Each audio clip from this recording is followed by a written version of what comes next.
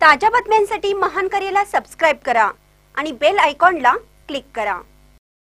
बोरगाव येथे हायस्कूल ते जलधारा हनुमान मंदिर सीसी रस्ता व गटार कामाचा शुभारंभ।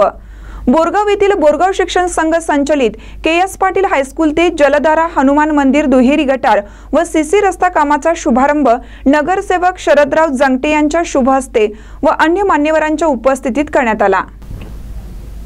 के.एस. पाटील हायस्कूल हे बोरगाव पंचक्रोशीत नामांकित असलेले शिक्षण संकुल आहे। त्यामुळे या मार्गावरून विद्यार्थ्यांसह आजूबाजूच्या वाडी वस्ती धारकांचीही मोठी वर्दळ आहे।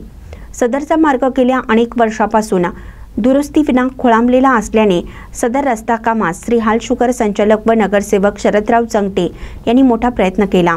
शिवाय बेळगाव जिल्हा पंचायत अंतर्गत येथील अल्पसंख्याक विद्यार्थी वस्ती शाळेच्या आवारात सीसी रस्ता कामाचा शुभारंभ ही हायस्कूल शिक्षिकेंच्या मार्फत विधिवत पूजन करून हायस्कूल संचालक महादेव नेजे, महावीर रोट्ट, राजशेखर हिरेमठ व मान्यवरांच्या शुभ हस्ते श्रीफळ व कुदळ मारून कामाचा शुभारंभ करण्यात आला।